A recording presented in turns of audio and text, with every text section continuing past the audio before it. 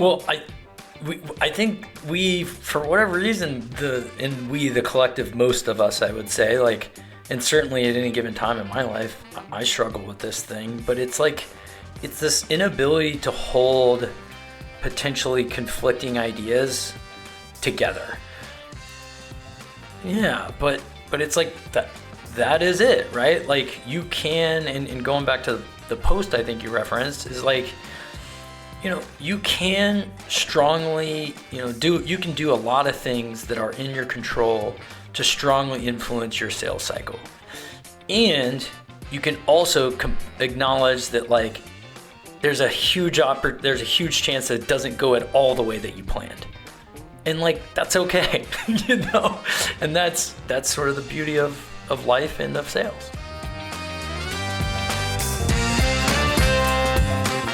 Hi friends, welcome to the Sales Enablement Podcast. I'm your host, Andy Paul. That was Bobby Dysart. Bobby's the creator of Quotaless, and he's the head of sales for Compa. And in our conversation today, we talk about a number of things, including quota, constraints, clarity, and understanding. We dig into whether quota is still a relevant measure of sales performance, and whether the pursuit of quota leads to bad sales behaviors. We talk about how Bobby believes that since you can't control the future, it's important to just do your best to influence it, then embrace its surprises, which is a healthy attitude to have in sales. We get into why Bobby believes it's important to embrace constraints in your selling and how these constraints can actually be beneficial to you in terms of achieving your goals. And we dive into the importance of clarity in sales. As Bobby says, what really impedes sales performance and keeps sales numbers down is that your customers don't understand you. So how do you make them understand you? Well, we get into all of this and much, much more. But before we get to Bobby, I want to remind you to subscribe to this podcast wherever you listen to it. And I also want to remind you to check out my latest book, Sell Without Selling Out. It's a modern, human-centric framework for increasing your win rates and shortening decision cycles without resorting to the salesy behaviors that your buyers universally hate. It's available everywhere you shop for books, online, and in stores. Okay, let's jump into it. Bobby, welcome to the show. Thanks, Andy. Good to be here. Great pleasure to see you again. We just saw each other on your podcast not that long ago. I know. It's nice to be coming on to a show where I know the host is very seasoned. He knows what he's doing. Well, we've fooled people so far. That's right. 1,050 episodes. We're still learning. Hopefully we'll get it one of these days. Yeah. So, well, good. Well, so tell people a little bit about you and what you do. Oh, man, I think that changes by the day. But yeah, based on what you said, I think it is going to change by the day, but yeah. Yeah. So, I mean, for my whole career, I've definitely been in tech sales and predominantly tech sales leadership and have veered towards early stage startups. So, pre-seed, seed, Series A, a couple bouts there in in pre-IPO and post-IPO, but predominantly hanging out in tech startups. And 3 years ago, I went into business for myself, offering my services on a fractional basis. So like a part-time VP. Been there, done that. Yeah. Usually like 5 or 6 clients at a time on retainer. And man, it's been a wonderful 3 years. Last year, I took a little bit of a hiatus to write my first book, start a podcast, newsletter, flex my creative chops, and then as we were talking about, starting a new gig, diving in the deep end with one of my clients full time as head of sales, starting Monday. So you're the first person I've told that to. And yeah, well, by the time this comes out, this will be about 4 weeks till this comes out. But yeah, you'll be a seasoned vet at that company. But yeah, it's an interesting career path. Very similar to mine, except sort of shifted some number of years. But I was the sort of 5 to 100 million guy. That was sort of my sweet spot. But come in early, build revenue teams, take companies public, and then go do a bunch of fractional work before writing my first book. So I'm literally just learning from you as you go. So just keep leaving little breadcrumbs for me to figure Keep leaving out breadcrumbs, yeah.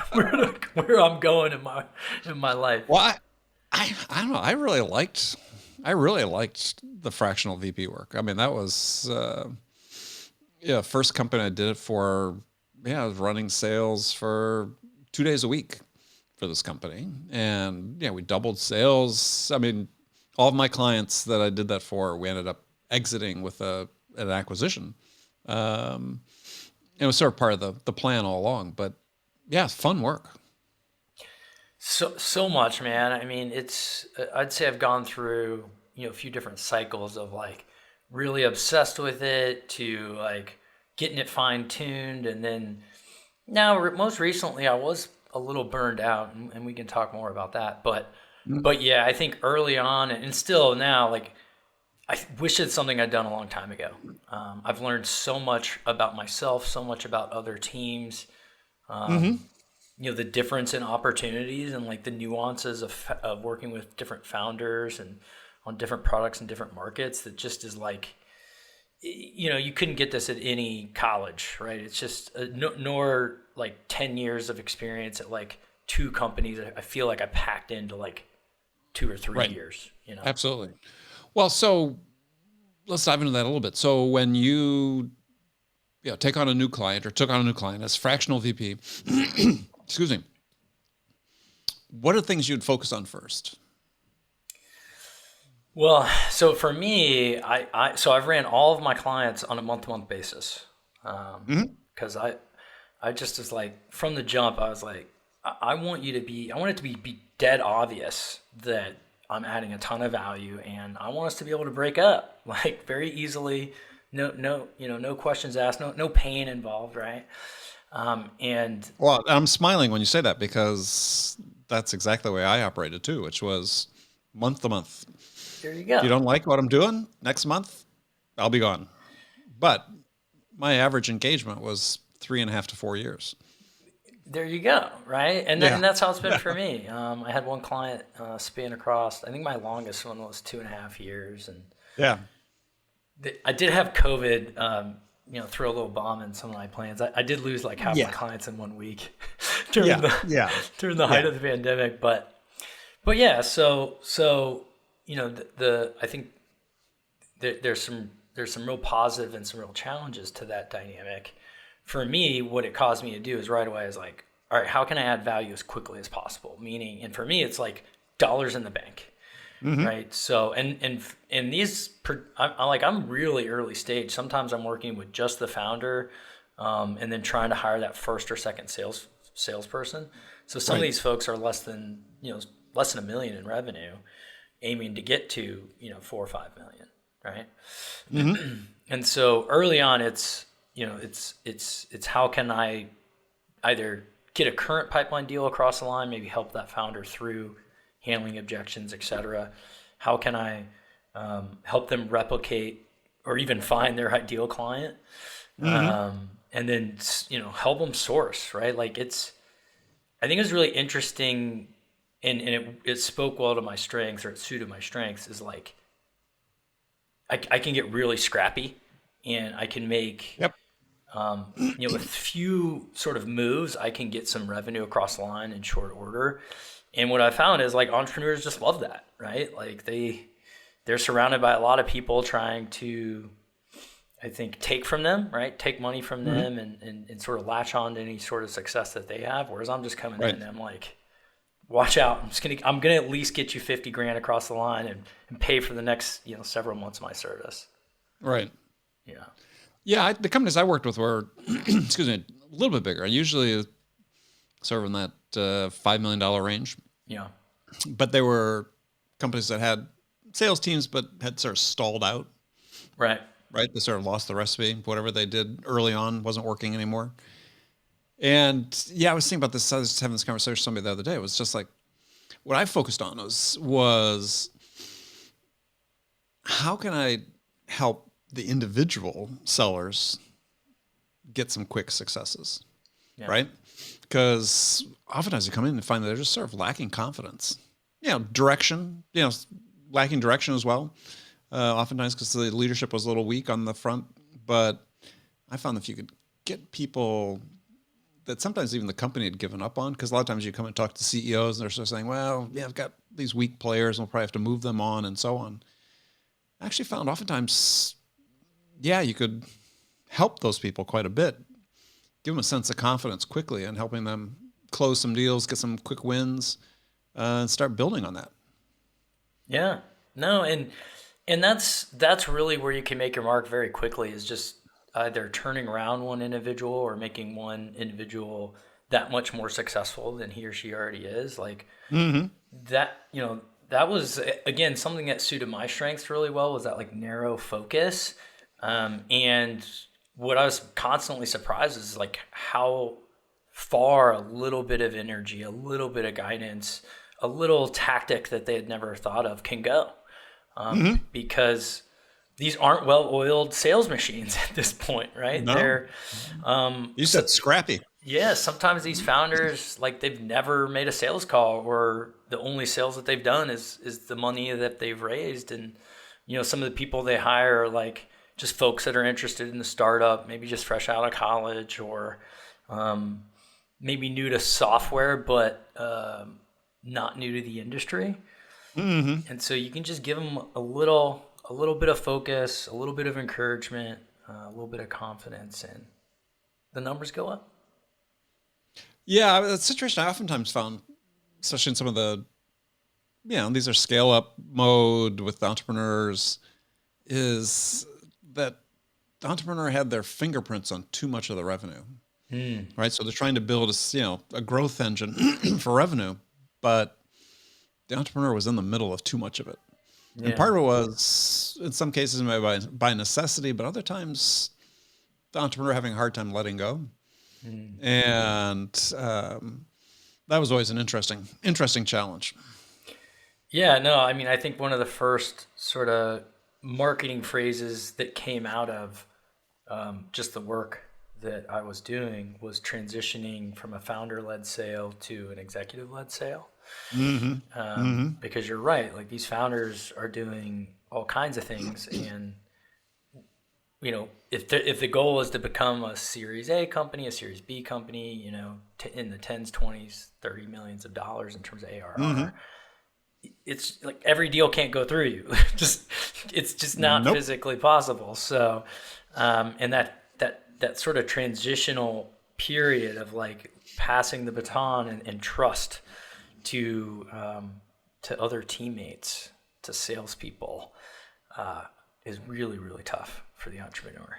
Yeah, I mean, I'd find cases where I'd map it out and look at percentages that it wasn't unusual for the entrepreneur to have impact on 50% of the revenue.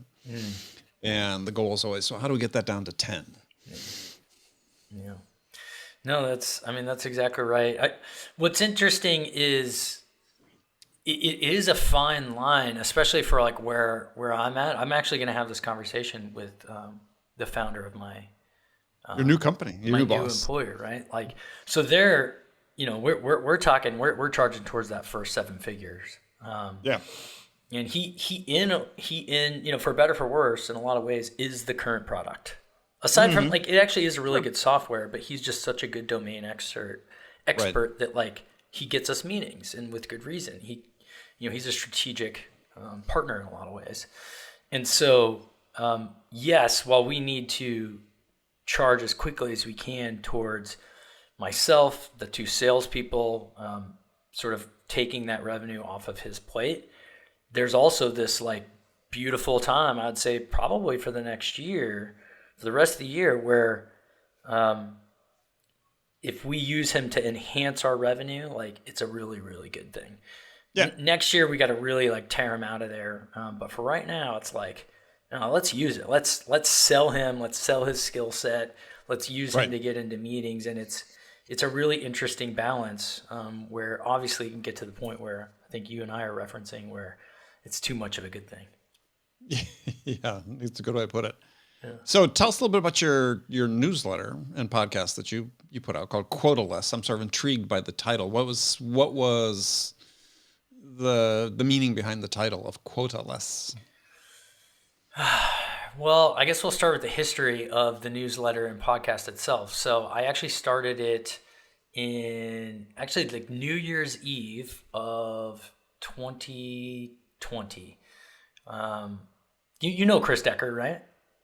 Yeah, yeah, of course, yes. Yeah. So I had written the first draft of my book. I think I had gotten it edited, and I was like, man, I think once I get this thing published, I'm gonna need an audience of sorts to sell it to, and I'd really never gone down that road of building an audience, and so I was like, let's start a newsletter on the subject of living with intention. So at that time, the newsletter was called Student of Intention, and Chris had convinced me. I actually asked him to help me record the audio portion of the book, and in that discussion, he convinced me to do a podcast. And we, on New Year's Eve, we recorded the first episode of the Student of Intention podcast. And so I've been recording the podcast and writing a newsletter every week on Tuesdays since then. So I guess that's, a year and a half, give or take. And transitioned to Quotaless just maybe 3 months ago, which was really hard to do. Just, I don't know, giving up one baby to, Sure. bring in another. But at the same time, like, the reason I wanted to switch to Quotaless is I didn't do a good job of answering the question, who is this for?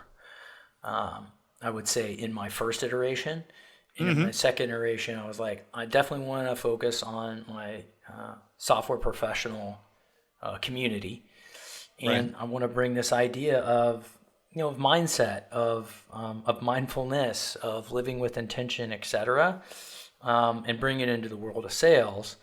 And Quotaless was actually the second name I thought of. Selling with Intention was the first name, but it was sort of buried in this woman who wrote a book called Selling with Intention, and I was in a little conversation with her over LinkedIn. She wasn't giving it up, and so on a 5-mile run, I believe, just the idea of Quotaless as a name sort of dropped into my brain, and it felt right, and the idea of it, I guess, in general is, or sorry, go ahead. Yeah. Well, I was gonna say, what does the title mean to you? So it means a lot of things. I mean, I would say the first thing that I think comes to mind is this idea that as sellers, we think like our life just gets so much better when we hit quota, and I think we have it in reverse. When our life is so good and it's great and we're feeling like our most authentic selves, quota happens. Like quota just takes care of itself. It's really no big deal. And so by that definition, I actually want us to sort of embrace this idea of being quotalessness. Quotalessness, yes. Yeah. We're not necessarily focused on. We're not just dying for this outcome. We're more focused on like getting the most out of the journey, and the outcome, again, sort of takes care of itself. Yeah. No, I interpreted when I read it different, but I mean, is that as people do. So I'm curious, how did you interpret it? Well, but when you're acting with intention, which is obviously inherent in a lot of what I write about, is being intentional. And life, you take care of life first. That, not that quota happens, but that performance happens. Yeah. And quota. Yeah. So what? I mean, I think we could have a whole discussion about whether quotas are even relevant anymore. I mean, you need to have targets of some sort, but I'm not sure they're the relevant target. But to your point, when you're in alignment, and when you're acting with intent on all fronts, then performance happens. You enable yourself to perform at higher levels. That's right. And, and writing the book, the 5 buckets, framework for living with intention, writing all those newsletters about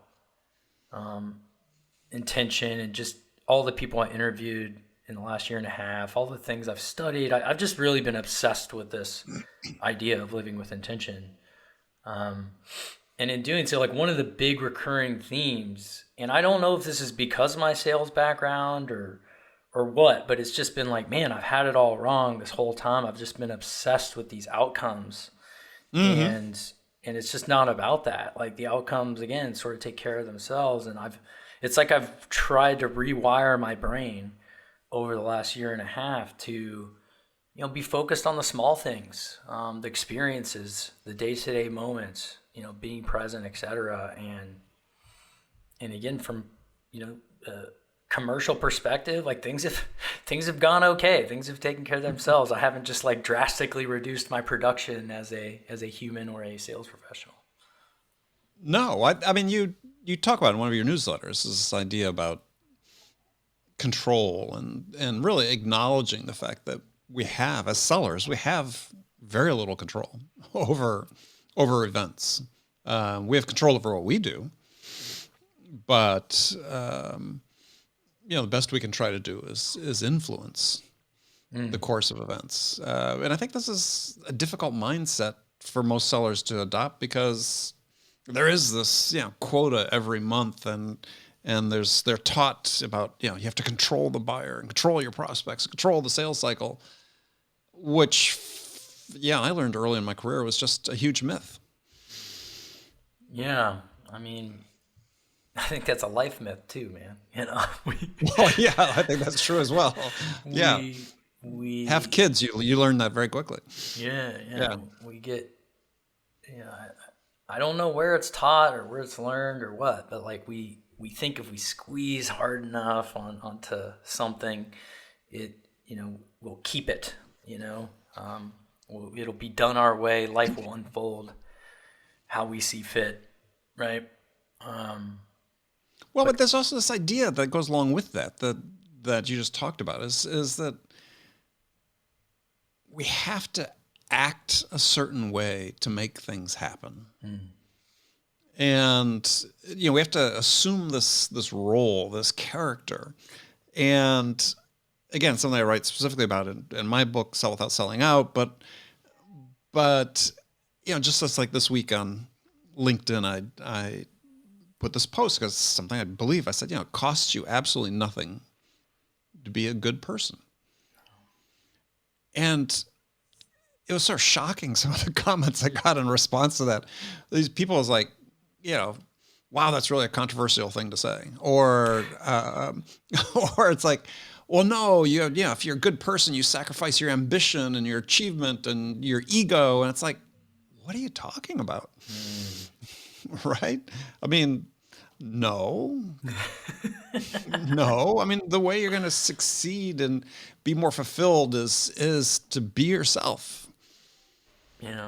Well, I think for whatever reason, the collective, most of us, I would say, like, and certainly at any given time in my life, I struggle with this thing, but it's like, it's this inability to hold potentially conflicting ideas together.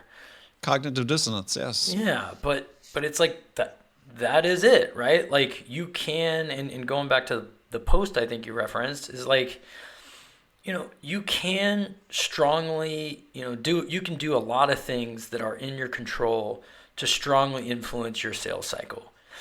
And you can also acknowledge that like there's a huge chance that it doesn't go at all the way that you planned. And like That's okay, Mm-hmm. And that's sort of the beauty of life and of sales. It is. You said embrace the surprises. Yeah. I mean, I think, yeah. Well, I'd written in the past about this story of sitting on a train. I was hopping on a train going from New York City to Boston and Amtrak, and just before the doors closed, some young guy clearly looks like a salesperson. Rushes in, plops in the seat in front of me. It was the last day of the month, and he gets on this call, and he's clearly talking to his sales manager. And I could just hear him being very defensive about something, and then saying, yeah, but the buyers were just liars. And I thought, you invested just a little too much of yourself in that one. I mean, it's great to be invested in your deals. You want to be invested in your deals, but you have to maintain, and to your point, a sense of reality about there are things that are going to happen that are outside your control. And you have to take responsibility for those as well. Yeah, I don't know why this is. I'm curious to get your take. I mean, it's really easy to be open-minded to the lack of control when I think a good phrase that gets thrown around a lot is bluebird, right? When Yes. when a deal Yeah. lands in your lap, you don't start getting angry because that's not in your control. Like when a customer that you prospected for months and months and months and sort of gave up on, and 6 months later just Shows rings up. your phone and says, "Hey, Yeah. ready to buy." Right. You don't say like, "Oh man, like I didn't have control. I didn't know that was coming." Like, "Oh darn." No, you revel in that surprise. You're really, really stoked. And yet, I don't know. I don't see that getting acknowledged very much. What about in your world? Oh yeah. People hate to acknowledge the role of luck in sales.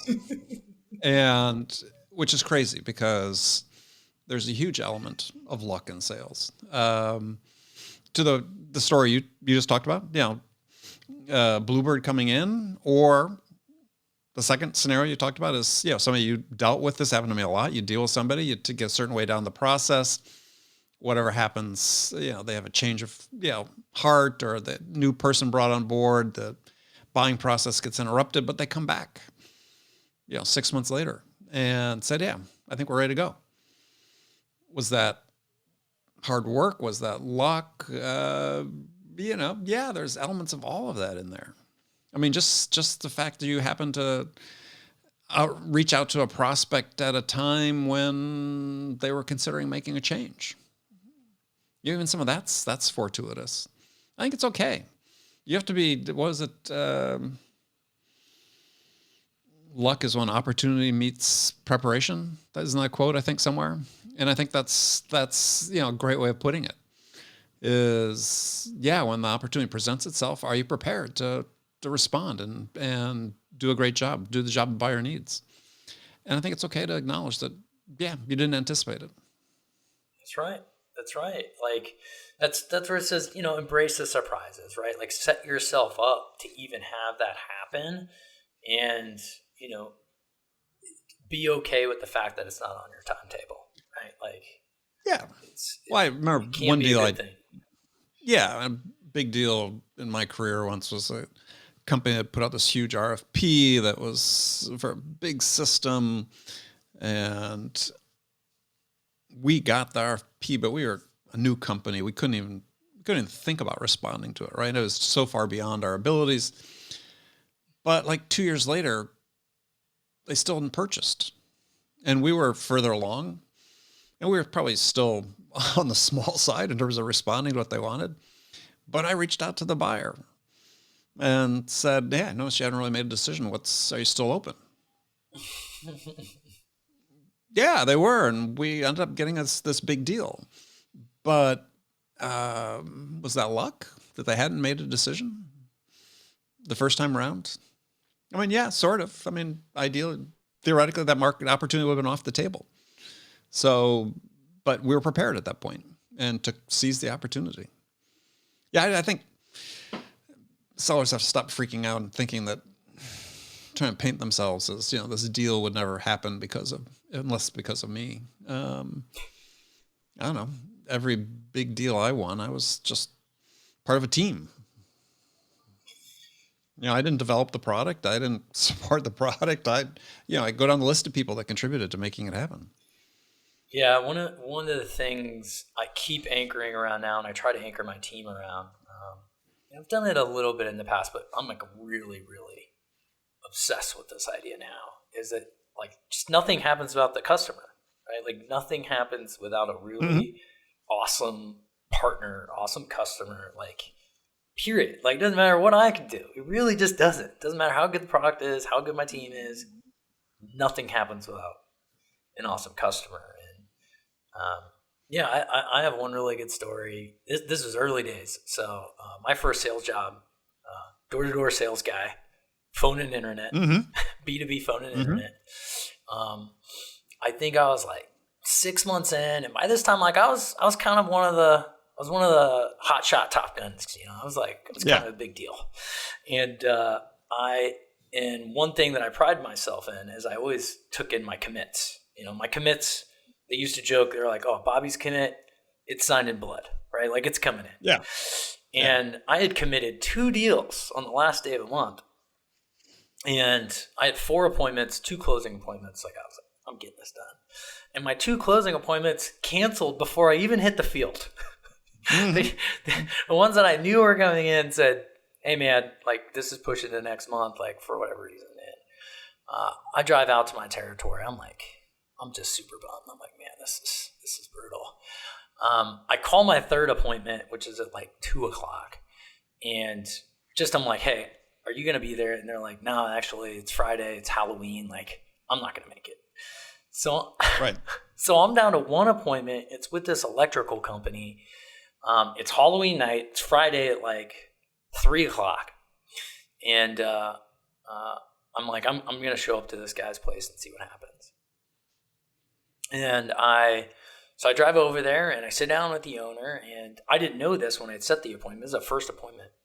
He has 2 locations, and I just sit down with him. I'm beaten down at this point. I'm like not feeling really, good about myself, but I showed up and I'm just grateful to be there. And I go, "Hey man, like just heads up, like we can do this meeting, next week, and probably won't make any difference to you. To me, this is my last day of the month.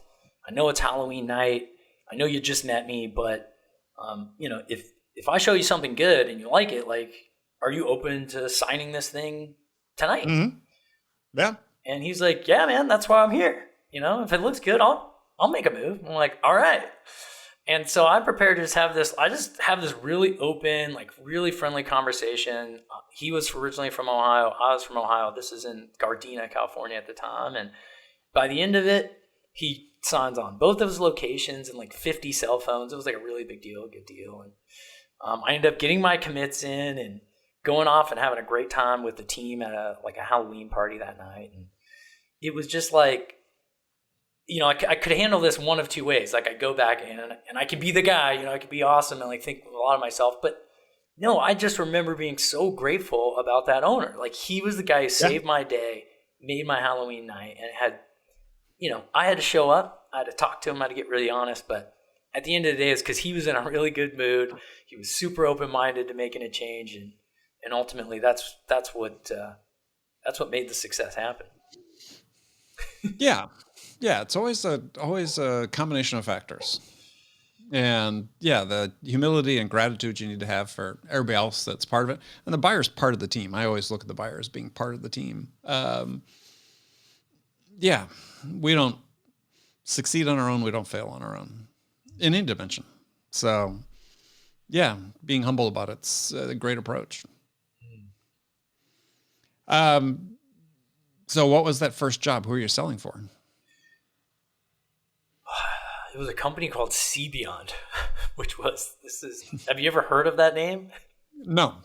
So they don't exist anymore. They got acquired by a communications company called Birch several years ago, but they were just a reseller of AT&T communications and Cisco equipment. And right. It was a sales company, like to the nines, like had to wear a suit every day. They had a script for everything. Like there's a script on how to go to the bathroom. Like the first day I signed up, like I showed up, and it was definitely an interesting way to come into the sales world. And I learned a lot of things that are good and helpful. I learned a lot of things that are not helpful, but well, so what were examples of each?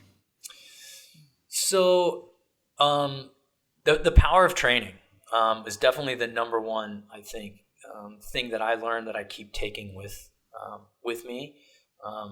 Like they were super regimented about training. Like every day we had to show up at 7:30, and we did 30 minutes called rookie role play in your first 90 days.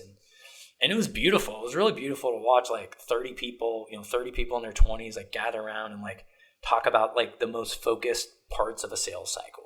Just the introductory phrase, the like qualifying questions, Mm-hmm. demoing the solution, etc. Like, so definitely the power of training, and that's something I've always installed at my organizations and my my consulting clients. That seems to be like a real magic wand. Like, people are really obsessed when I get a good culture around like training 30 minutes once a week. So Mm-hmm. that was probably the number one. I'd say the number two is development of mid-level management. They were just, they had a craft out of developing those like early stage managers, those like, sales managers and sales directors Mm-hmm. that I think is really what plagues Series A, Series B companies, tech companies. They may Oh, even have the absolutely. leadership right, and they may have some of the like sellers at the bottom right, but that mid-level management always Yep. seems to be missing. Well, and it's not the fault of the individuals. They're just not enabled the way they need to be. That's right. And we talked about this a little bit on the podcast, right? Yeah. Yeah. And I talked about this with Kevin Dorsey, right? But that was one thing I learned, and I learned how to do it. I had a great leader, a guy named Dominic Maraglia, and he looked at it as he had two jobs. He had, the sort of vision for the branch and trying to like, point everybody in the direction and helping, especially the new folks, and then training the managers to be great managers. And he looked at it as a completely different skill set, a completely different job. Mm-hmm. So that was definitely I think the two positives. really good things. So the negatives? The negatives. Let's see.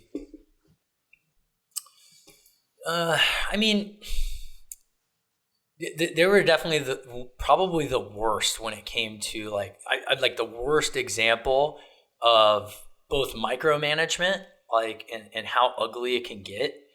Mm-hmm. And just like robotic sales efforts, just like complete like used car salesman tactics, like calling from the seat. And like, even when a buyer just says like, I'm completely uninterested, like we were held like accountable to like calling to the seat, calling your manager and like saying, hey, is there anything else we can do today to earn your business? Like, just these very like short-sighted tactics and closing Car salesman. Yeah, closing so hard for like 2 times on every single phone call, regardless if there's like fit, interest, or otherwise. Like, Mm-hmm. yeah, just like, I mean, the faults I think could all run under that, just like that old school sales mentality. But there's probably like, I don't know, 15 things that were behaviors that we did. Selling out. Selling out in its most, I think its purest form. In its purest form, yes, yeah. Well, I mean, we all have been forced to do it at some point or another in our careers, I think. So, yeah, I've got horror stories of my own, which are part of what set me on the path to say, yeah, no more. But yeah, extreme pressure to close things that customers just didn't want to. And you end up giving the product away. Yeah, and there's two things. In my case, a lot of the stories emanated from my boss, mid-level manager, having a bonus program or a sales competition going on, and being bound and determined they were going to get their bonus regardless. Yeah. No, there's two things that I read in your book that just really reminded me of this really insanity. And it was one, like you said in the book, like you'd asked yourself, like, what human does these things, right? Like this doesn't feel like natural human stuff. And you could see it on all of our like 25-year-old faces. Like, we would just be saying these things that we knew we were supposed to, but like just didn't feel right at all. And and then the second thing was just how, for whatever reason, the last like 3 days of the month, like as a buyer, you literally could get away with murder. You could get the deal cut in half. Like it was just markedly different purchase price and purchase terms on the last 3 days of the month. And it was like, and then 2 days would go by and it was very firm. They were like, no, that's like the end of month deal. And it's like, well, if they wait 27 more days, like it'll be back again. Yeah. Yeah. Yeah. It's those behaviors. Just, I don't know. They're sort of like at animal level, primal level where we act that way because it makes no sense, right? Yes, everybody needs to hit their numbers. We want to hit your numbers, but you look at the margin given away the last 3 days of the month, and you can ask the CEO, you can ask the managers themselves. So what's the ROI on that discount you're giving? To bring that deal into Friday for Monday, what's the payback on that? There never is, right? All right. It's just what we do. Oh. We don't even think about it. So, yeah. So, all right. Well, tell us a little bit about this new opportunity you're going to. What are you going to be selling? So it's, the big grand vision of the founder, his name's Charlie Franklin. The company's called Compa.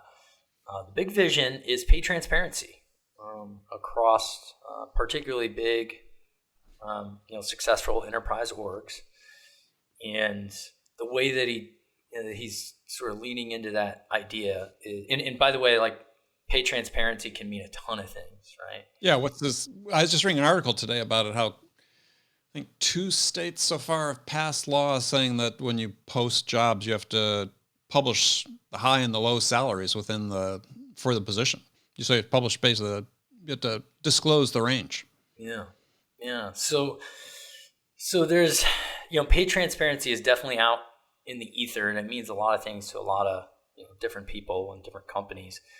But for us, we see it as capturing data from candidates and from the market, using that data to have open conversations about the value of work and the value of positions, and having a more dynamic pay strategy, right? A smarter way to pay people, as opposed to doing it sort of without data, or once a year, right, doing it a little bit more consistently, a little bit more along the lines of what the market dictates. Love it. Yeah, I think this idea of transparency, I said in this article, is, it's not just companies are sensitized, it's in the ether. As I said, governments are looking at it, requiring companies to be transparent about the ranges they pay for particular jobs. So yeah, no, I think that's very interesting. Yeah. Well, cool. Well, good luck on that. Appreciate you. Excited. Yeah, you should be. So, we'll have you back and you can fill us in on your journey and how it went. In the meantime, though, if people want to subscribe to your newsletter, listen to your podcast, what should they do? Quotaless.io. Quotaless.io. Newsletter is free. It's 300 words each Tuesday. Very concise. Yeah, to help you master your mind, your business, and your time. So please do that. Sign up for that. There's also the podcast, and then I'm on LinkedIn a lot. That's Bobby Dysart, Dysart. Perfect. All right, Bobby, thanks so much. Thank you. This is great. Okay, friends, that's it for this episode. First of all, I want to thank you for taking the time to listen. As always, I'm so grateful for your support of the show. And I want to thank my guest, Bobby Dysart, for sharing his insights with us today. If you enjoyed this episode, please subscribe to this podcast, Sales Enablement with Andy Paul, on iTunes, Spotify, or wherever you listen to podcasts. And if you could also leave us a rating or review, let us know how we're doing, well, we'd certainly appreciate that. You can do all that on your phone in less than a minute as soon as this episode is over. So thank you for your help, and thank you so much for investing your time with me today. Until next time, I'm your host, Andy Paul. Good selling, everyone.